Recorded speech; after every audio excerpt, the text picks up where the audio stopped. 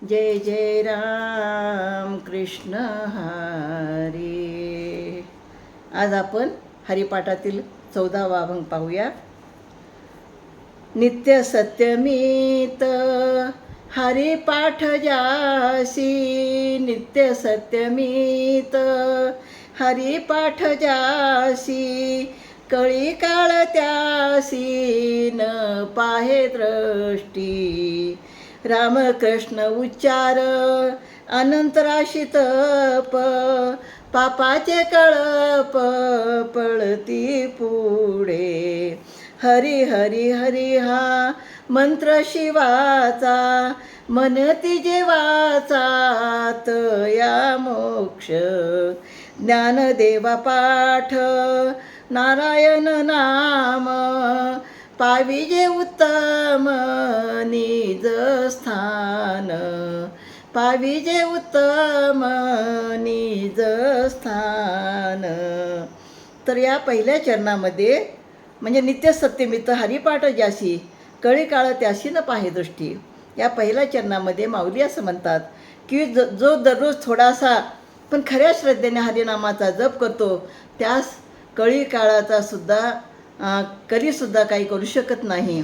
किंबहुना काल म्हणजे यमराजसुद्धा त्यांच्याकडे यमसदनाला नेण्याच्या दृष्टीने पाहू शकत नाही.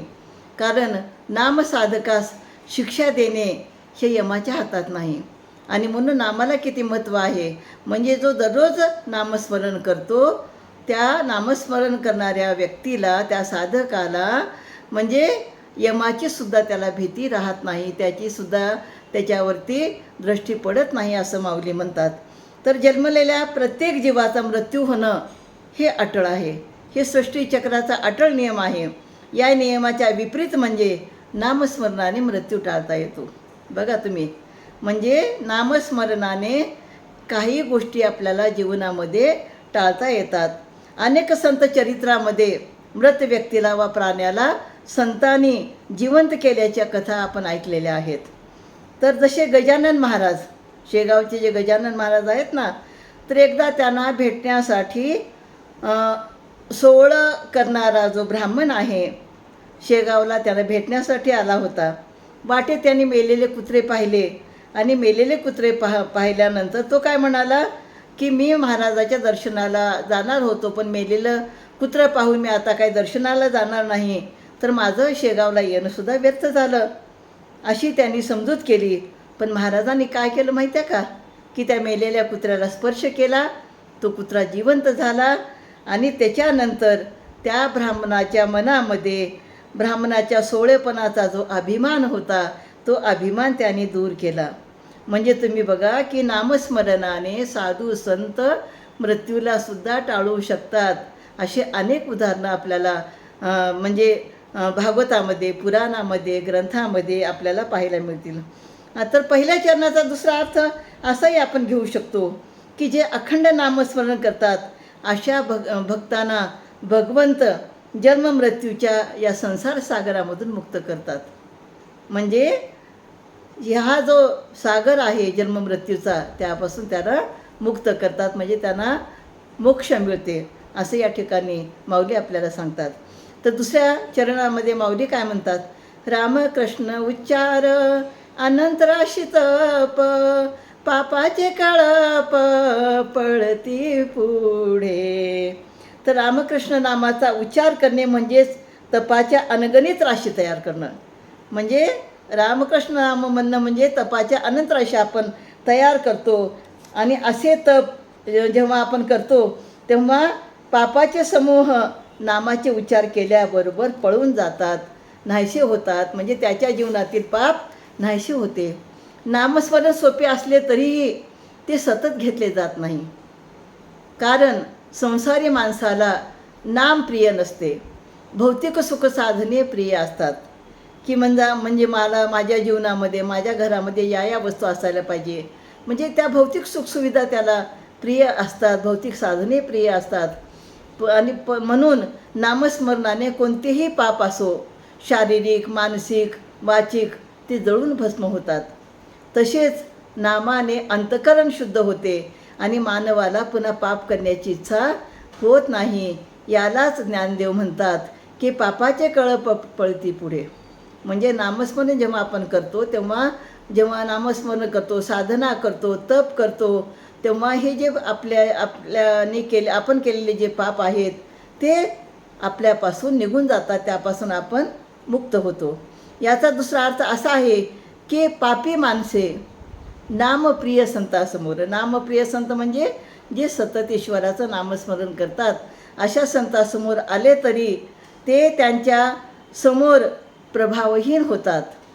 आणि प्रभावहीन होऊन मग ते काय करतात, त्यांच्या आचरणामध्ये बदल होतो, त्यांच्या वागण्यामध्ये बदल होतो, त्यांचं हृदय परिवर्तन होतं आणि तेही लोक नामस्मरण करतात, जीवनामध्ये करतात आणि आपले जीवन सुखी करतात.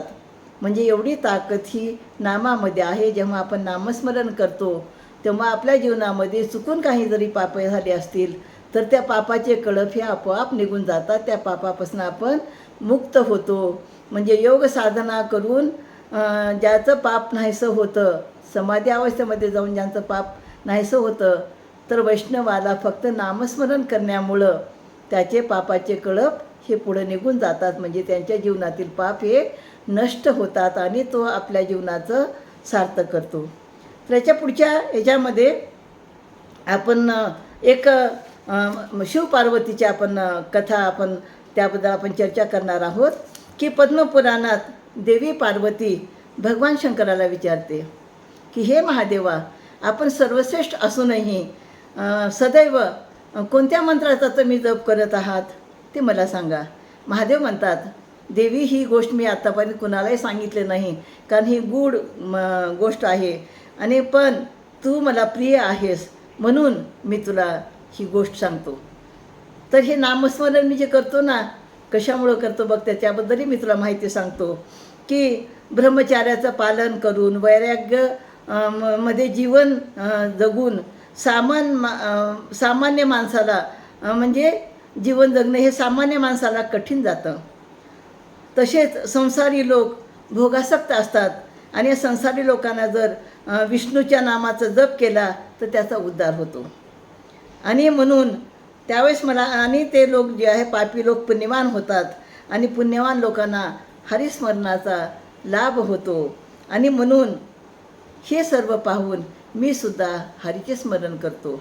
आणि म्हणून या ठिकाणी माऊली काय म्हणतात माहिती आहे का, या चरणामध्ये हरी हरी हरी मंत्र हा शिवाचा, म्हणती जे वाचा तया मोक्ष. म्हणजे हरी हरी नामस्मरण करणारा व्यक्तीला जसा मोक्ष मिळतो त्याचा जीवनाचा उद्धार होतो.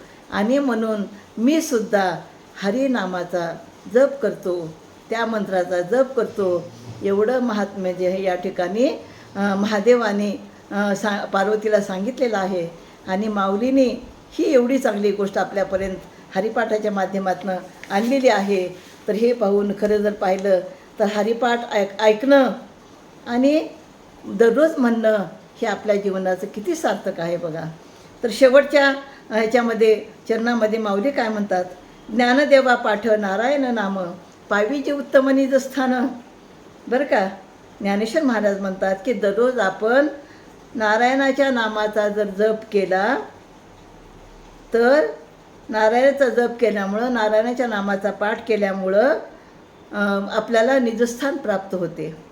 आणि त्यामुळंच मी सतत नारायणाच्या नामाचा पाठ केल्यामुळं, स्मरण केल्यामुळं मी उत्तम निजस्थानाला पोहोचलो आहे. तर उत्तम या शब्दाचा अर्थ म्हणजे जिथं तम नाही, अज्ञान नाही, अंधकार नाही, असा त्याचा अर्थ आहे. आणि निजस्थान म्हणजे याचा अर्थ आहे आत्मस्वरूपाला जाणे. आणि निजधामाला गेल्यानंतर मनुष्याचे जन्म मृत्यूचे चक्र हे थांबत असते. आणि म्हणून माऊली या ठिकाणी म्हणतात की मी सतत नारायणाचं नाव घेतो, नामस्मरण करतो आणि त्यामुळं मी आज निजधामाला पोहोचलेला आहो, निजस्थानाला मी पोहोचलेला आहो आणि त्यामुळं माझ्या जीवनाचं सार्थक झालेलं आहे. माऊलीने जसं आपल्या जीवनाचं सार्थक करून घेतलं त्याप्रमाणे हरिपाठ ऐकून आपण सुद्धा आपल्या हृदयामध्ये सतत हरिनाम जर केलं तर आपण निश्चितपणे आपल्याला सुद्धा ईश्वराची प्राप्ती होईल, आपण सुद्धा निजधामाला पोहोचू शकू, आपल्याला सुद्धा मोक्ष मिळेल. असं मला वाटतं. हरिमुखे मना, हरिमुखे मना, पुण्याची गणना कोण करी. आणि पुढच्या 15व्या अध्यायामध्ये माऊली काय म्हणतात ते आपण पाहूया. रामकृष्ण हरी.